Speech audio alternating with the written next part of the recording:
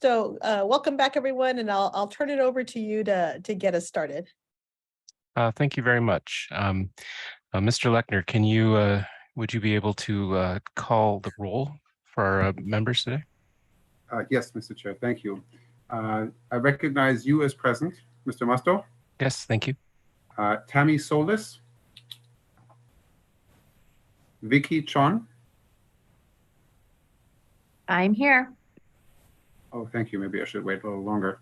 Anika Jain. Hi, I'm here. Hi. Sisi Jang. Here. Harpreet Kaur.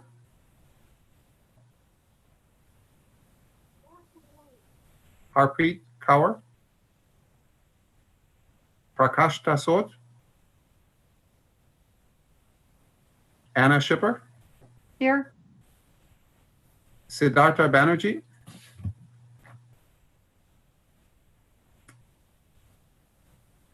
Anne Jeanette Pelletier. I'm here. Welcome to your appointment. Welcome. Or congratulations, Thank I guess. you. Christy Rocha. Here. Thank you. Leticia Salinas. Here. Thank you so much. Daniel Hillman. Yes, here. Thank you. Trustee Jones. Here. Thank you. And Trustee Prasad, please.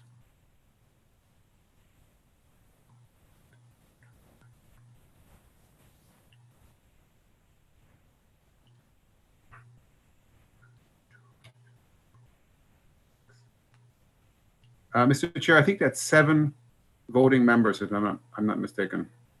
Okay. I think somebody just joined us. Hi. Harpreet. Yes, I'm Harpreet. Oh, thank you so much. My name is Felix Lechner. I'm the secretary, and we're taking the roll. So if I call your name, will you please say yes or present? Harpreet Kaur. Yes. Thank you so much. Yeah,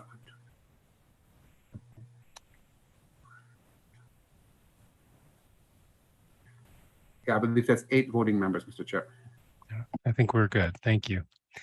Okay, I'd like to do an agenda. You have the agenda link, I'm sure, but do we have an approval of the agenda or any suggestions for additions or subtractions?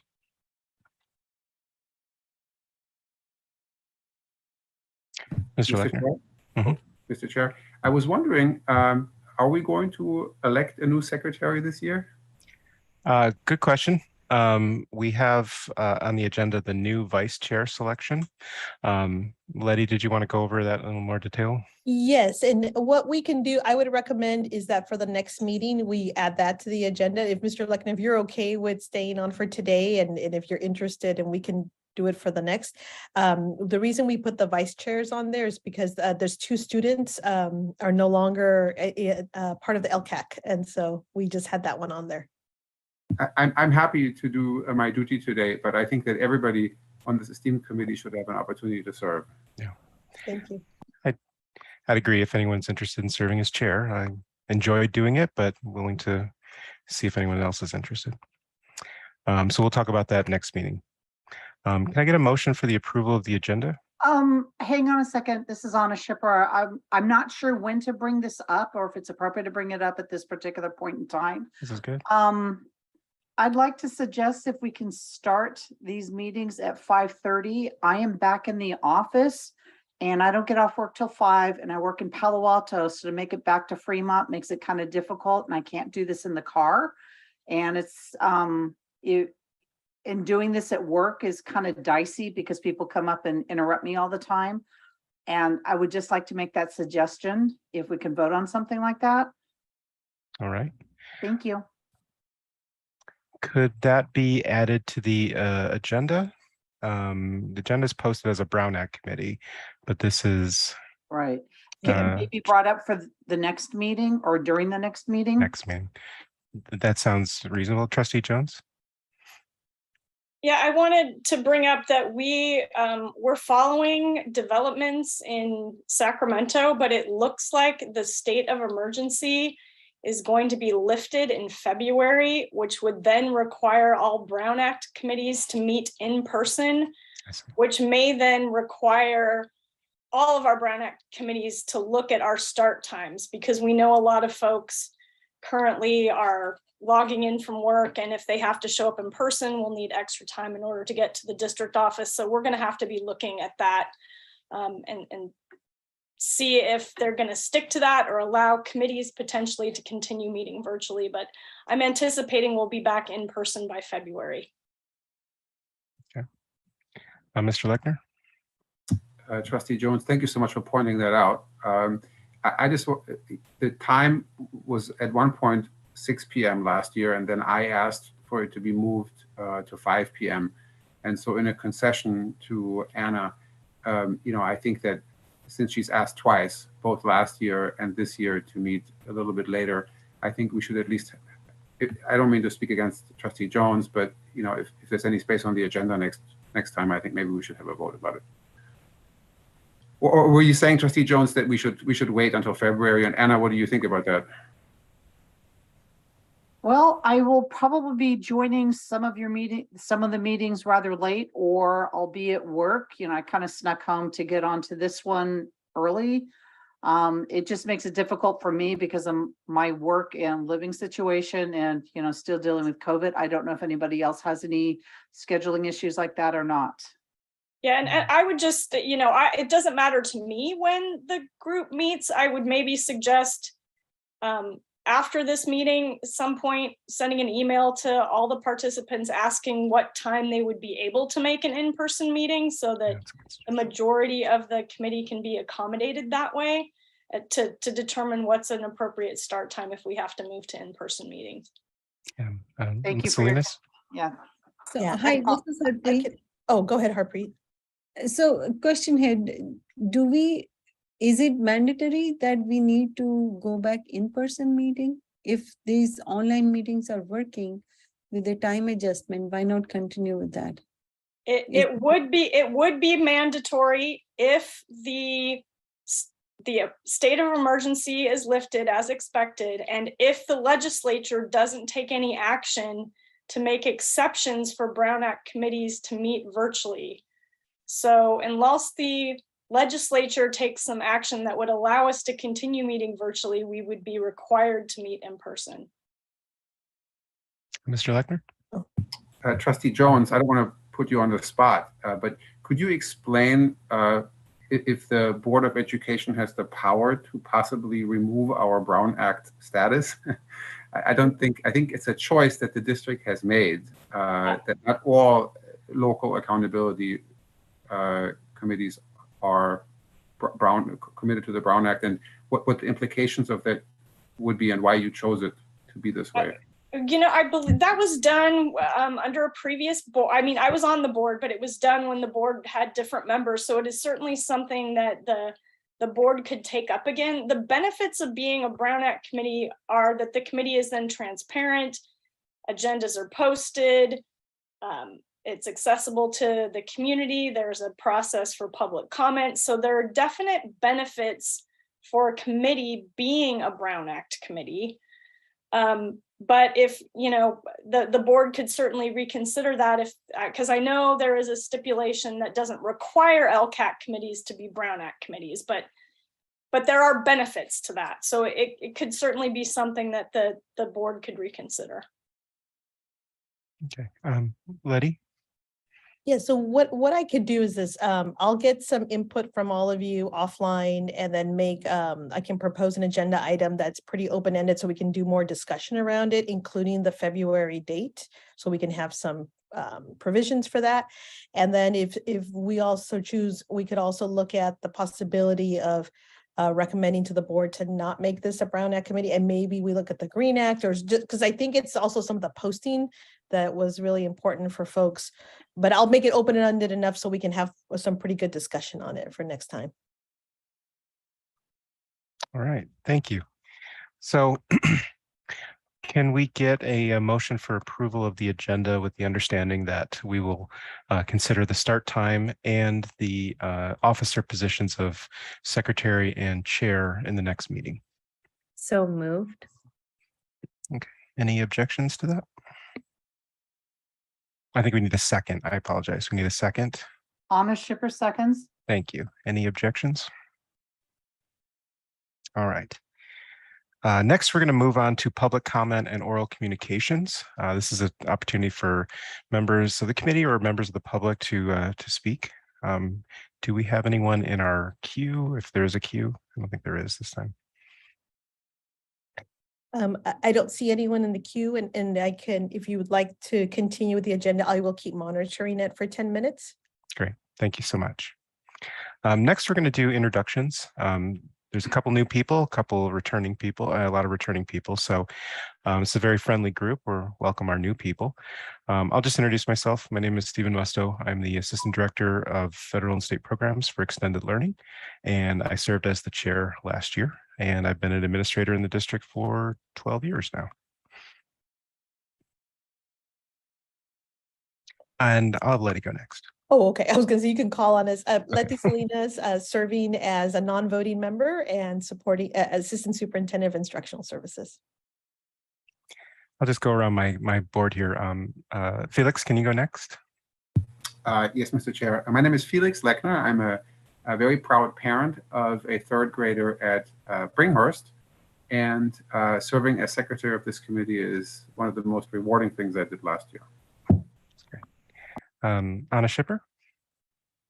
Good afternoon. My name is Anna Schipper. I've been a member of this committee. This is now going on my 8th year. I have a student who's a senior at Kennedy High School and a 6th grader at Walters Middle School. Thank you. Thank you for 8 years. That's very impressive. Trustee Jones. Hello, I'm Trustee Jones. I'm a board trustee and a non-voting member of this committee. Ms. Zhang. Hi, everyone. My name is Sissy, and I'm a senior at Irvington High School, and I'm one of the student members from Surf 40. Ms. Pelletier. Hello, my name is Anjanette Pelletier, and I am a community member who lives in the Irvington Blakehow catchment area. And I'm new to this committee. I have 25 years of public education experience, mostly in special education. I started as a school psychologist and was a program specialist and a special ed director in Newark and New Haven, so in my community. And for the last 10 years, I've been the associate superintendent for San Mateo County SELPA, and I left that role in January. And so I'm now working for School Services of California. And because I'm no longer working for another school district, I missed LCAPs. I have looked at hundreds of LCAPs over the course of my career. And I thought it's time to be available to my local community rather than doing all my work in another part of the Bay Area. So I'm very happy to be here. Thank you for having me. Oh, welcome. Thank you for joining us. Mr. Hillman. Good evening. My name is Danny Hillman. I'm the Associate Superintendent of Business Services, and I believe, a non-voting member of the LCAAC Committee. And I'm coming to Fremont Unified after spending the last 10 years in San Ramon Valley Unified. But I am a Fremont alum. I grew up in Fremont and graduated from American High School, and I'm not telling you which year. Thank you. Victoria. Hi, everyone. I'm Victoria Tron, the FETA First Vice President, as well as a teacher in Fremont Unified. Well, not right now, I'm on release this year, but and last year I teach at Chadbourne. And this is my 2nd year on LCAAC, and I'm super excited to be here. So nice to see some new faces and some old faces. Thank you. Ms. Jane. Hi, everyone. My name is Anika, and I'm a sophomore at Irvington High School. And I'm one of the representatives from Surf 40. Thank you. Mr. Banerjee. Hello, everyone. My name is Siddhartha Banerjee. I'm a parent member of this committee. This is probably my 2nd year. Nice to see you. Thank you. Dr. Rocha. Hello. Sorry, I don't have childcare this evening, so I'm managing my almost 2-year-old who's now watching. My name is Christy Rocha, and I'm the Director of Federal and State Programs. Anna and I have been on LCAAC committee for 8 years now, so we started together. So welcome, everyone. And your daughter's a non-voting member, is that right? Yes, Oh, we okay. are both non-voting Okay, members. got it. That is correct. And finally, Harpreet.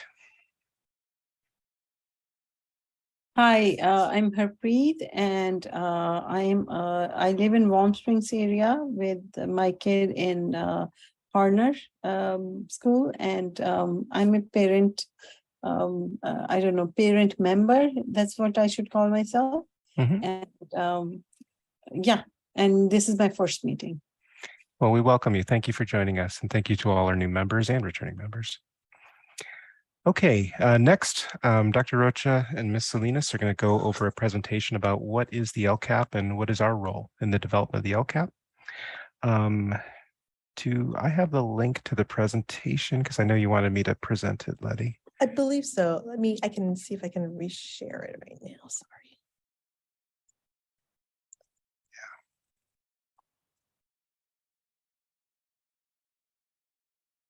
Okay, I think I got it here.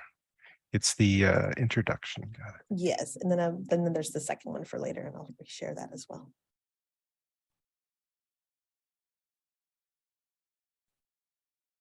Thank you. Okay, here we go.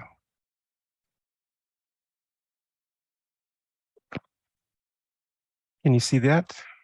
Yes. Okay.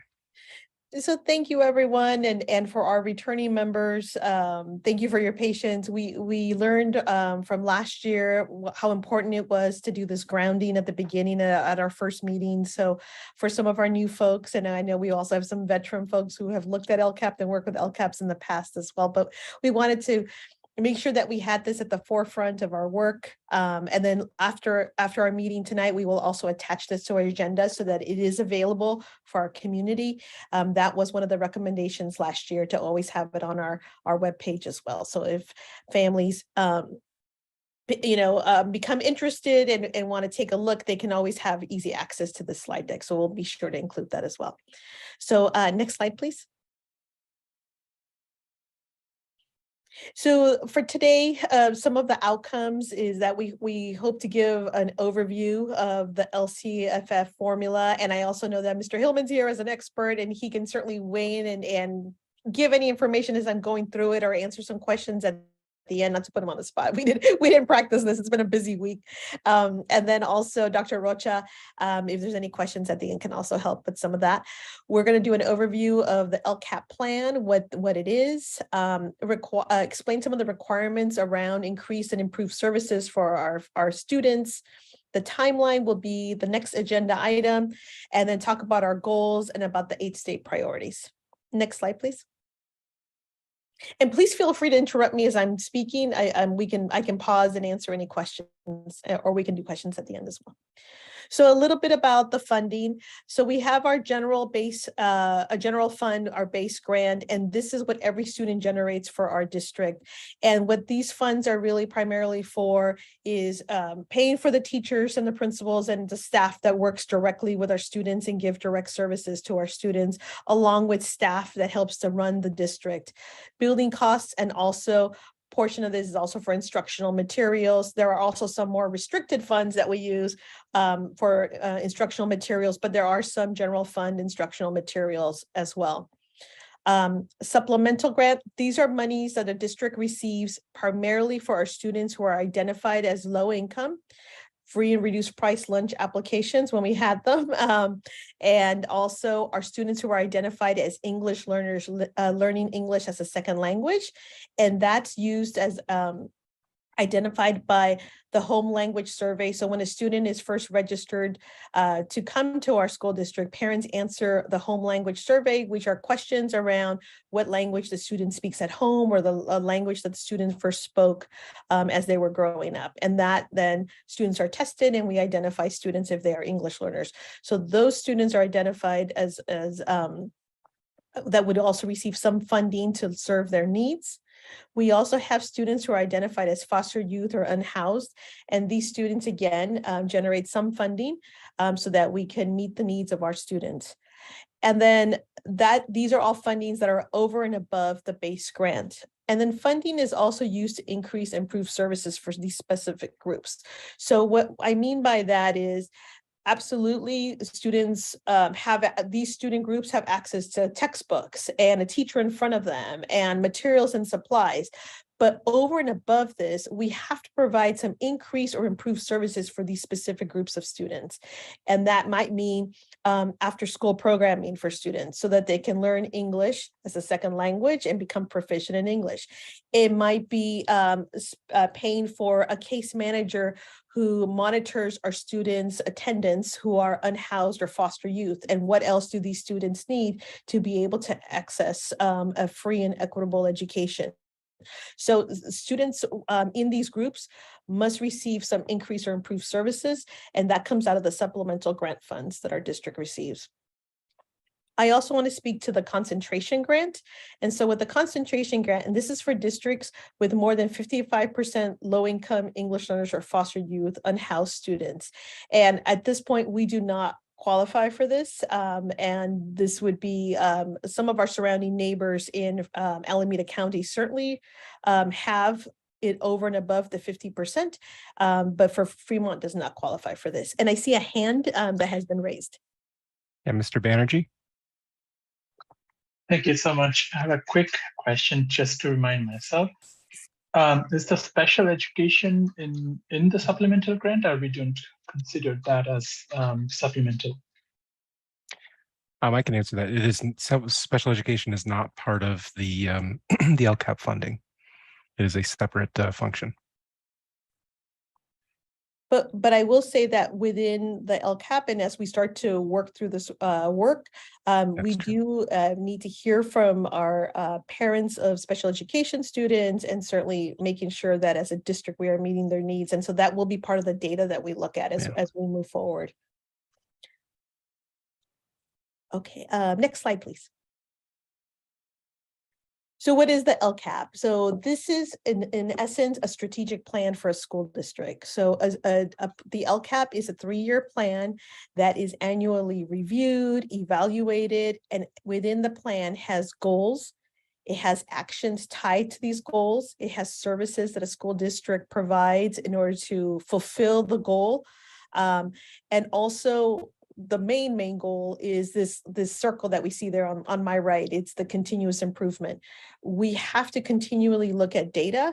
Are the programs we're bringing forward working for students? If not, then what do we need to change? How do we need to augment it? We also are recognizing that we're coming back from a year of students not being in school and receiving instruction. So what lens do we also have to look at in those terms? As we go through our work as the LCAAC committee, we will also have our director of assessment, Mr. Ellie Wasser, who will be sharing the data with us. If you've been watching our school board meetings, Ellie Wasser actually presented our data on the state testing quite recently. And we know that that's just a snapshot in time, but we in this committee will look at that state data. We will look at local data. We will look at other data sources such as suspension and expulsion data.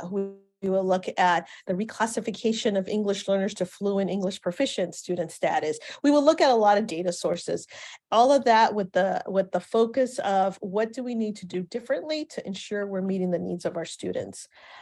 So in that respect, we will have a lot of data conversations, and I'm happy to report that we will have a lot to share with Mr. Wasser. The other thing that will be coming forward, those of you that have been on the LCAAC committee, we missed the California dashboard. So I'm here to share that the California dashboard is back. And so in December, Ellie Wasser will be presenting to our school board the California dashboard.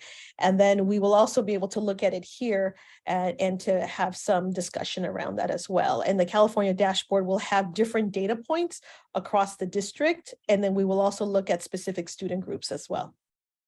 Next slide, please. So the intent of the LCAP, it's a document that is really supposed to be an internal document and an external document, because we have many educational partners. We have our parents, we have community members, we have organizations that partner with us in our district. We certainly work with the Alameda County Office of Education and Alameda County Services across our city. And so This plan is really, as I said, a strategic plan that's focused on goals and objectives, but then it is how do we identify those priorities? How do we use our very precious dollars to ensure that it's not thrown away, but in fact, it is used to focus and move student achievement and student mental health forward. And I see a hand up. Hi, this is Anna Shipper. As we go through this, we're going to see a lot of acronyms. So for the newer folks who are on here, if you can explain at least from this slide, what does LEA represent? Thank you. Thank you for that. LEA is the local, what is it? Oh my goodness, I just blanked out. The LEA plan. Local Mr. Castro. Education Agency. Agency, thank you. I know sometimes you just kind of go on automatic pilot, but thank you for that. So what that is, it's our school district. So our school district is an LEA, and as an LEA, we have our schools that make up our school district, but we are one unified school district that is identified as the local education agency. Next slide, please. So who is the LCAP for? So as I shared earlier, we have our English learners, or ELs. You may see that we put on there, our students who are identified as social economically disadvantaged. And those are students that we identify via our free and reduced lunch application. In our district and in all districts, we now have a free lunch for all students, but we also had income verification form that we asked families to complete. And also we asked families to complete the free and reduced price lunch application. All of that gives us information that tells us who the students are and as a district, what areas of need we have. Students that are identified as foster youth, and then students who are identified as unhoused students. Next slide, please. So in terms of the increase and improved services requirement, what that speaks to is, oh, I'm sorry, I see a hand before I start with this slide. Yeah, Mr. Banerjee. Thank you. On the previous slide, I think last year and this year, we have free and reduced lunch for everyone. So is that special and different this year, right? It's not just for the disadvantaged students, but we are taking that for everyone. Correct. Yes. So this last year and this year, all students are receiving access to free lunch. It's a wonderful thing, I think, for school districts across California, but in some respects, it will also become a little bit more difficult for us as a district and for all districts to really capture who are the students that are identified under free and reduced price lunch applications. But we also had the applications out, but it was not a requirement to receive the meals. And Dr. Rocha, you have your hand up as well. Yes, so to clarify, that was a state program to ensure that all students have access to meals regardless of income status, but we are still collecting income status for our purposes, all districts, and that is through an income survey, so we are collecting that. So in years past, it was tied to lunch meals, but because now the state has moved forward to provide meals to all students, regardless of status, income status, we're now collecting that fund or that source through an income survey. So we are able to then quantify what families and students are considered low income for our purposes for LCAP. And we actually did working with our public information officer and with our director of food services, did another push for having people fill out the application, because although we don't have although it is not just to receive meals for this year, because everyone is receiving meals, we also stress that it can have other advantages. So for example, if a student is taking an AP exam or other exams where there may be a fee waiver, because if they have a letter from us that shows that they are identified as low income, that helps them to get that fee waiver. Another grant that our district received this past year was for students that could receive a Chromebook that were identified as low income, and if they filled out this application, we were able to have a very solid list of who these students were. So and then the final thing that we just recently heard from the governor is that there is also a college savings program that is out from the governor's office and through CDE for students who are identified as low income. And so we continue to push and ask folks to fill out the application because there are other benefits within the state of California. And we have another hand up. Oh, yes. Hi, Harpreet here. So how do we know that it's effective, that we are capturing this information, that families who need help, right? They are filling up the form. So is there a way we can capture before these free meals were introduced, right? I would say pre-COVID, right? So do we have a comparison? Are they similar or are they more, to indicate that we are capturing or we are reaching out, or the people who need help are being helped? Yes, so we continue, there are some privacy provisions within this, and so we have to adhere to that. But even outside of that, we did a publicity campaign with families through our front offices and our principals that are aware of the data to reach out to families. Additionally, as we're our office that our folks who work downstairs in the IT department, as they were preparing for an upload of the data to the state, we saw that we were very similar to the data that we had received in the past. And so we knew that the gap was getting closer, but we just have to continue to have this publicity campaign as to why it's important. And any suggestions would be wonderful. And again, the more families that know about this and can help us, the better. But this is, I think, an area of need for us, because a lot of times these are the families who won't necessarily, so I'll give you a case in point. So for our committee, as you saw, we still have some vacancies for this committee. I am now in the midst of trying to make just a very, very strong effort around trying to get more families that represent these students, because those are the families that we want to be part of these committees. And a lot of times we don't always hear those voices. So that's another thing where working with our public information officer that we need to make a bigger push for. So it is definitely a work in progress, but any suggestions from this committee would be wonderful as well. Okay, and as I'm looking at this slide, so again, going back to the notion of increase improved services requirement, it is demonstrating how the goals within the LCAP, the actions within the LCAP are actually increasing and closing the gap for students who are at need. So I love this representation here. We hear this term a lot, equity. Well, here's the two differences. So when we look at equality, that means that every child gets a step stool that's the same size, right? But as we can see with equality, we have some students who still can't reach the board. But when we look at the graphic on the other side of it, where equity is really giving students what they need. Does the student on the far right needs a step stool? Not necessarily. He can reach the same level of the board versus the student on the far left who needed a bigger step stool. So although a very simplified graphic, I think it really speaks to when we talk about increase and improve services, why it will look different for some students, because they may need something different or they may need something more. And that's to ensure that they have access to a fulfilling education with us. Okay, next slide, please.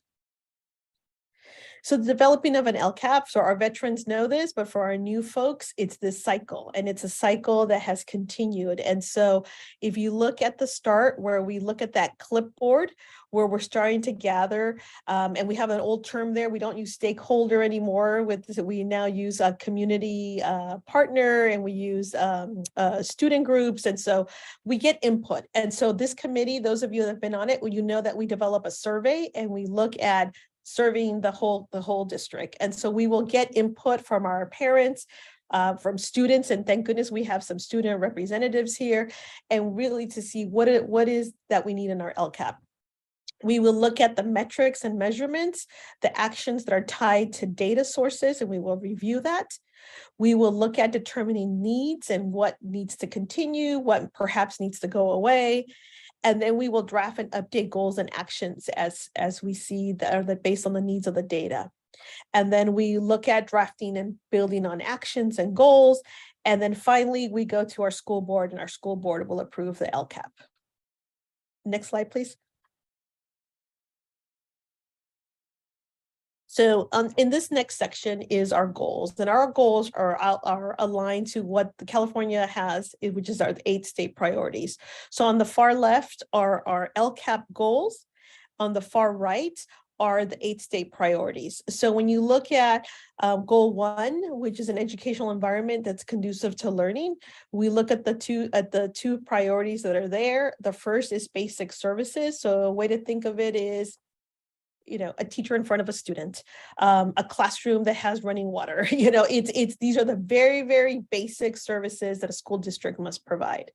When we look at state standards, it's the Common Core standards, and these are the guiding goals for our students of what they must achieve and learn about, either in specific subject areas at the secondary schools or grade level standards at our elementary schools. Goal 2, increasing the academic achievement for our students through challenging and engaging instruction. We look at the 2 state priorities that are there, pupil achievement and other student outcomes. And with that, I want to say that it includes, again, as I was speaking to the other data sources, right? It's not just the one snapshot in time of state data. It's what do our local assessments tell us? What does our attendance data tell us? And I know we'll see some more of it down under school climate, but remember, within the California dashboard, we have many, many data sources because it's the well-rounded child. It's not just the student who's achieving high and achieving well. That's certainly our mission, but then how do we have these wraparound services for all students? Goal 3, implementing strategies to involve students in their learning to eliminate the barriers to success. Now, again, thinking about that, what are we going to give students in terms of equity? So we know that some of our students have a barrier. Perhaps it's unhoused. Perhaps it is a student who is a foster youth and is not in a stable environment. So what are we doing as a district to meet the needs of those students that may look a little different that we would provide to a student who is not in these student groups? And that's speaking to the 8 state priorities of pupil engagement, students that are attending in class, that are coming to school every day and are engaging with viable and wonderful curriculum. And then course access. And course access will speak to another data source, for example, is A through G completion. And as we're going through this, we'll talk more about this and unpack it a little bit more. Goal 4 is establishing partnerships with our families and community to increase academic success for all students, speaking to parent involvement, and we have goals around that, and actions around that. And some of it can be something as simple as ensuring we have translated documents, that we have interpreters that speak the language and the primary language of some of our families. School climate, we have a wonderful program of positive behavior intervention support, PBIS, that supports students to ensure that they're staying in school. It's not a matter of expelling them, suspending them, and sending them out of the school setting because they're not going to learn outside of the school setting. But how do we build a climate that supports them? So we have some programs and actions and services tied to school climate. And we also have personnel that are tied to school climate. One of the things that those of you that are returning will remember, we wanted to ensure that our elementary students had access to elementary counselors. That is not seen in very many districts, but Fremont Unified has elementary school counselors, which I think is a big plus. And all of those folks support a positive climate at our schools. So those are just kind of a snapshot of our goals and our 8 state priorities. Next slide, please. So again, I won't read it to you, but there's a little bit more, kind of a different way of looking at it. And we'll have this available for folks to look at this slide deck again. Next slide, please. And then we look at our California dashboard indicators. As I said, in December, after Mr. Wasser presents to our board, we will schedule a time for him to come in and do a California dashboard presentation within the LCAAC. And I think if you'll remember this and keep this slide deck, and he'll be able to speak to this and show you where we are in terms of these indicators. And what can be said is those of you that either had students in school a few years ago, or when you were in school, when I was in school, you know, it used to be the one snapshot in time, and a school or a district would be identified, oh, you're a 1, you're a 10, you're a 5. That's gone away. We now have what's called the California dashboard. And the California dashboard, as you can see here, gives a very well-rounded picture of what a school or district looks like. Everything from climate, suspension, expulsion rates, our kids coming to school, graduation rates, college and career indicators, are our students graduating with choice? And then certainly, of course, academics. And so we'll look at this more when Mr. Wasser presents to us, but this again shows that shift of looking at it more as a well-rounded, supporting the whole child, the whole family. Next slide, please. And then we also have local indicators. So to date, unless it changes, and you know, we also are kind of, we're very responsive to the changes that happen at CDE as well. But for right now, the local indicators is a self-assessment. They give us a guiding document to determine. And these local indicators are really looking at, does a district provide and meet these indicators, which is addressing the standards, the basics in the classroom. So although it is not as specific as our California dashboard, it is another point of information. Next slide, please. And so here's a little bit of the demographics for our district. And again, as if you've been with us before, you start to see kind of some of the changing patterns that we have. So we have our enrollment.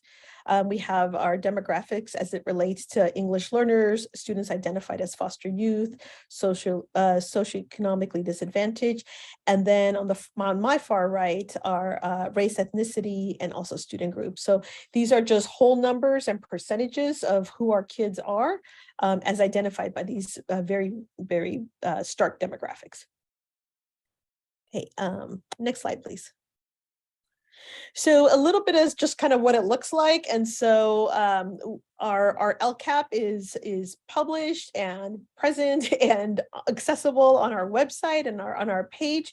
We have it translated into our 2 languages for Fremont is Chinese and Spanish. In terms of this document.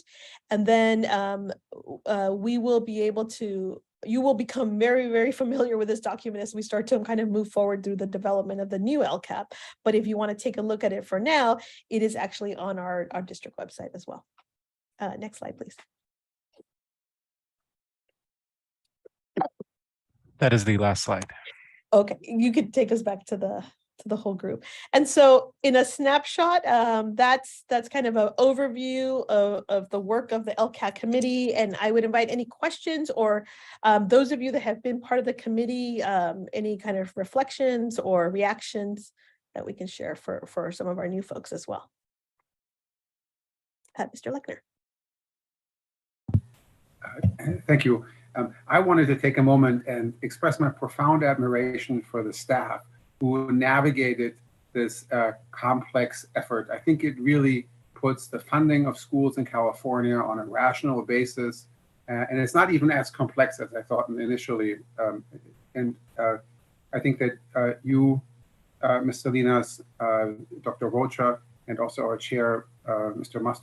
Musto, have done a really great job at helping us through this process.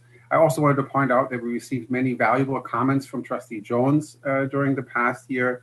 And if I can take a brief moment, since you mentioned COVID and how we're coming out of it, I'd like to, just on behalf of the parents that I know, briefly thank everybody at the district for navigating COVID. This was an unprecedented time. And from Germany, I've lived in China, many places in the world didn't deal with it as well as we have. And I think the Fremont district, despite some of the, I'm sure Trustee Jones has had contentious board meetings, I think all you did a fantastic job. And Trustee Jones, of course, served as president of the school board during this unprecedented time and really answered the call for leadership to provide the guidance that we needed as a community during the past few years. So thank you so much. Thank you very much. And I will say that this committee really it's an asset to the district, and it's a concerted focus group of folks that really give a lot of time. And so thank you for that, because you all definitely gave a lot of time and all the quick emergency meetings last year. So thank you for that. Susie Zhang, go ahead. So I was thinking a little bit about what you mentioned previously about trying to recruit more community members. And I was wondering if the committee itself has any funding so we could potentially offer stipends, and if that was an option. Just because we were talking about this previously during a board meeting on how stipends can make it a little more accessible for community members to be able to spend their time in committee meetings. I mean, we could certainly look at it. I think for a lot of folks, virtual is the way to go. But I would guess that we maybe lost a demographic of families who it has been kind of a barrier to be online. So I've been in districts where we certainly offer dinner. So it's like everybody come, and especially if it's at 5:30, you don't have time to grab dinner. Childcare is also provided for a lot of our families. Yes, Dr. Rocha, you can bring the 2-year-old. No, just kidding. But I mean, childcare can also be a barrier for some families. But yeah, so we can look at that. And I think something to really look at, and maybe it is through our surfboardy or through our student groups, is encouraging our students to go back to encourage their families to be a part of this. So that might be something that we look at, but I appreciate that. Thank you. Okay. And yes, childcare is a big reality for our families. Absolutely. Okay, so let's do this. Let's transition to Mr. Musto. If you want to go to that one slide that we have, and that's going to be the next part about the timeline. And then we'll be able to continue with the agenda. So I did have one more piece of information I wanted to share tonight.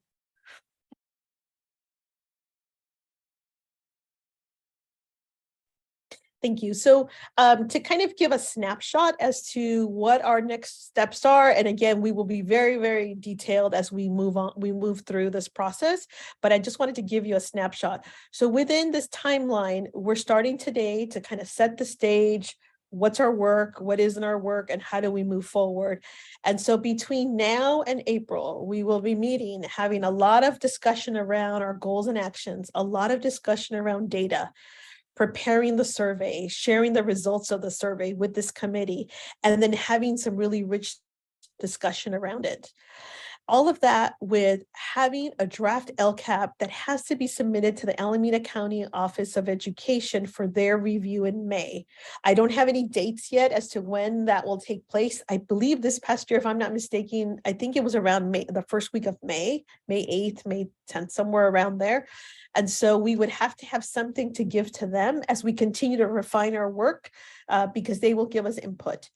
And then if you recall, for our veteran folks and then for our new folks, is that the LCAP will go hand in hand with the district budget. And so a big thank you to Mr. Hillman, because his team will be working on the budget as well. And so hand in hand with the budget, we will have a public hearing at our first meeting in June. And then we will have the final adoption of the district LCAP and our budget in the last meeting in June. And what these two meetings serve as is an additional point of information for our community so that folks can weigh in, our board can give us more direction, they can review what we have, and then we move forward. So although we have two board members who are part of our LCAP committee, they also then have the opportunity, and rightly so, working with the whole board to really weigh in on the draft of the LCAP, give us some direction, and then the final adoption at the second meeting in June.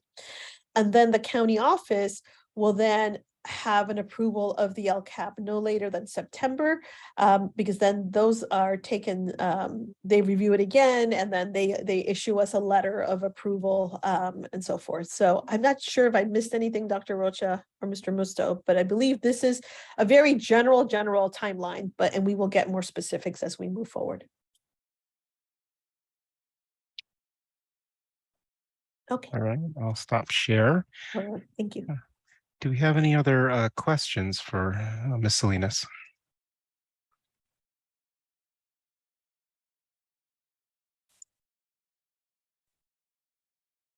Well, thank you, and we'll continue to work on this, and we'll go from there. And so, thank you. That concludes my information for tonight.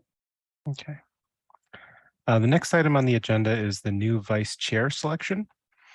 I know we are going to be looking at this at the next meeting as well, but is there anyone who would like to throw their name in the hat? And Mr. Musto, if I could add, the vice chair is really the backup to the chair. And so in the event that our chair is not able to make it or to meet to build the agenda, we would need someone that could help to facilitate this. Mr. Lechner? Mr. Chair, I would like to say that I'd like to recognize that you were present at every meeting last year. So that last year, the vice chair had, as far as I recall, no responsibility whatsoever, and was a true backup. And if one of the two student members, for example, were to be interested in that position, you know, I would totally encourage that. I think it's very little work and potentially a very nice responsibility. But I don't want to nominate anybody. Victoria? I was going to say the same thing and see if our student board members are interested in doing that, since we had that last year. I also want to support what Mr. Lechner said, but also if you were to have to take on the role of chairing the meeting, we would help you. So please don't be worried about that. But I also wanted to ask our student members if they were interested in doing so.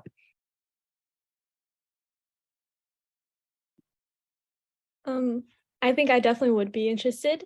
And I think based on what I remember from last year, both of the student members were co-vice chairs. So if we could do that this year again, that'd be great.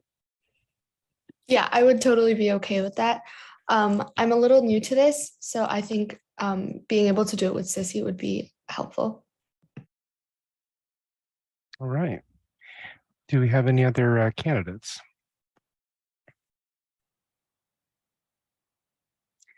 Okay, so I believe we're going to be putting forth a ballot of our two student members, Anika and Sissy, as co-vice chairs. Can I get a motion? Motion from Mr. Lechner, second from Ms. Chan. Is that fair? All right. Any objections? All right, congratulations. Now that you're the vice chair, you can make the agenda for the next. No, I'm just joking. Well, I'll help you out. But thank you very much for volunteering, and we'll hopefully you can learn a lot of interesting things along the way. Okay, with that in mind, that we are at the last agenda item for adjourning. Are there any other topics for the good of the order we should discuss?